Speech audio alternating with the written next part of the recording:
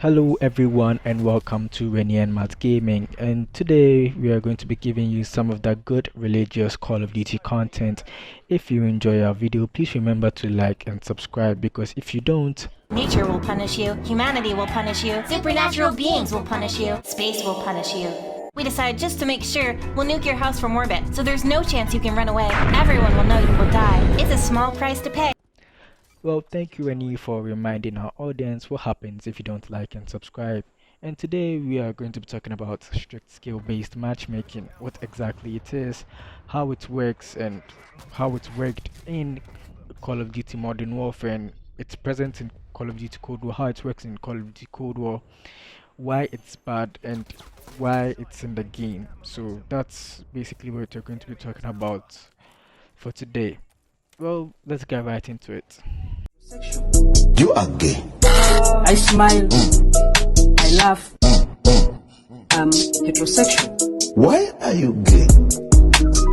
You are gay. You are gay. Why are you gay? Gay. Well, one might ask, what exactly is strict skill-based matchmaking? And I'll tell you, skill-based matchmaking is a system. I ain't gonna be part of your system. No, Andy Samberg, I'm afraid we are all a part of this system as long as you play games. Well, skill-based matchmaking is a system that basically determines your skill level and tries to pit you against players with your skill level, or tries to oppose you against players with your skill level. It works differently in different Call of Duties, and it's very strict in Advanced Warfare, Call of Duty Modern Warfare, Call of Duty Modern Campfire, and Call of Duty Black Ops Cold War. It's basically in these three Call of Duties, but to some extent Call of Duty Black Ops Cold War is a bit different than you might think, and I will get to that later. So in past Call of Duties, I did say it wasn't that strict, and in past Call of Duties, what skill-based matchmaking does that? Let's say you have a group of random players and you have Scamp and Formal in the lobby, right? And they're both playing solo. So what the game does is that it will put Scamp in one of the other teams, let's say the US Rangers, and it will put Formal in another team, let's say up for Tango suck up. or the militia. So that's what it will do. So these players will be facing against each other, and it does this so that both two good players won't be on the same team, so that they can't pub stomp the enemy team, which is filled with average players. And it's a very, in that sense, skill-based matchmaking was a very good system. But in Call of Duty Modern Campfire, they made the skill-based matchmaking strict, and they took it to another level. Basically, what the game does is that it assigns you a rank, or a hidden rank, which you can't see because it's hidden. English, duh, sorry. That's what it does basically. And when it does that, it will try to match you in lobbies with players with the same skill level as you, so you are no longer matching up with random players. And mind you, the lobby breaks up after you are done gaming. Please keep that in mind for people who haven't played Call of Duty Modern Warfare for some reason. So that's what it does, and you keep matching with players with the same skill level as you. And let's say you have a good game, and let's say you drop a chopper gunner, for instance, and have a high kill game, have a high kill death ratio. The game will assign you a rank, and as soon as that lobby breaks up and finds you a different lobby, it will find you a lobby in which the players are as good as you. They know how to drop chopper gunners, they know how to slide cancel, they can easily turn on you and destroy your entire life with the MP5. That's how good they will be. So constantly matching up with players with the same skill level as you results in a very sweaty game, even much more sweaty than a simp having verbal intercourse with another female human being. And this is just bad. It's something that shouldn't be happening constantly. And let's get to the cons of skill-based matchmaking. As I said earlier, it makes a very competitive scene. It's not fun to play. It's not fun for the people you are playing against, and it's not fun for you who are playing against them. You can't just relax and just chill and just shoot at people. For example, if I just come back from work, a hard day's work, and I just want to shoot at people, and let's say I get lucky and I meet up with some bots, which is very rare in Call of Duty Modern Campfire, and I just destroy them and get a chopper gunner. you can almost expect that the next game I'm going to get is going to be filled with sweats, 360, slide cancelling, jump shots around every corner, and it's not a fun experience. I just normal people just want to chill and play the game. And another bad thing about skill-based matchmaking is that it creates no room for error. You can't try different things, and I'm appealing to those who are high-skilled players here. You can't try different things. There's no room for error. You can't just pick a gun and say, oh, okay, today I'm going to use a sniper scope with my Odin with the bipod and the shortest barrel and just play with it and have fun. You can't do that. Everyone is using the M4A1, the MP5, and the Grau. Not using those guns is going to result in you getting trashed so hard you are going to go back to the ages of sticks and stones. But I'm not done yet. Exactly so, my dude, I'm not done yet. It's also can be easily, very easily exploited and manipulated to the advantage of a player who really wants to get in those noob lobbies, because as I said, the skill-based matchmaking, it tends to protect, or even if I didn't say, sorry, but skill-based matchmaking aims to protect average or slightly below average players from getting pub stomped. And if it's constantly ranking up or matching up, sorry, players with the same skill level as you, what a person can do is that they can just reverse boost.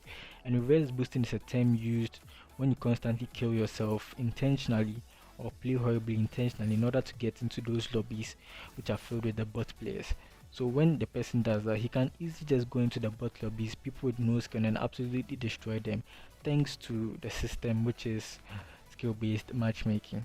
And one more thing, it creates another situation where you don't know exactly where you stand. You don't know whether you are increasing in skill in the game or you are decreasing in skill in the game, because you are constantly ranking up against the same players. I know it's a recurring theme, but that's exactly what it is.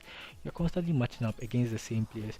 So even if you increase from a 1 KD to a 1.1 KD, you start matching up with players with a 1.1 KD, and you won't know because it's the same lobbies you are getting. You don't know whether you're increasing because you are not getting good games consistently. You are getting average games, and that's bad. Like, it creates no sense of motivation to continue playing the game, because after all, when I hit that 155 rank of the season, that's it. I'm going to rank up with the same players, so there's no reason for me to play the game anymore. And that's just something that's horrible. So I did say I was going to give an explanation to how the skill-based matchmaking system in Black Ops Cold War, the alpha of Black Ops Cold War, works. And to speak the truth, I didn't really feel any skill-based matchmaking when I was playing solo. When I was playing solo, I could confidently feel that I could drop like the higher end kill streaks and go for the higher end kill streaks. I didn't feel like my enemies were try-harding all the time. Sure, here and there I got some good enemies to play against, but that's basically like all the other previous Call of Duty games. You get some good ones, you get some bad ones, but if you are an average, slightly above average player, you will be doing well in most games. And I like to think that I'm slightly above average, maybe.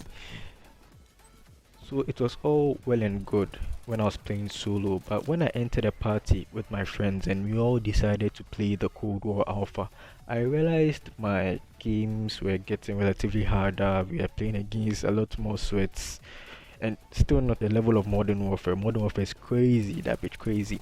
But when I was playing the party, I realized that the players were like, they knew what they were doing. They weren't clueless like when I was playing solo. They were actually very good players, and I was consistently matching up against players of other parties. You could realize that the skill level had increased, and overall, it's a good thing and a bad thing. And I understand where Treyarch is coming from when you want to implement a system like that.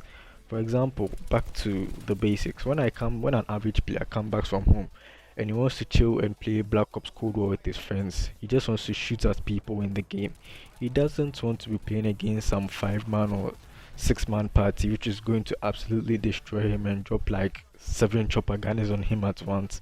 No, he just wants to chill. So I get that Treyarch is protecting the solo player base from parties that have high skill level. I get that, but it's still a bad thing. Strict skill-based matchmaking in that way doesn't make the game fun for anyone, because as in a party, fine, if we are a high skill level team, you should be rewarded by doing well against average players, and that won't be the case if you're consistently matching up against players of decent skill level.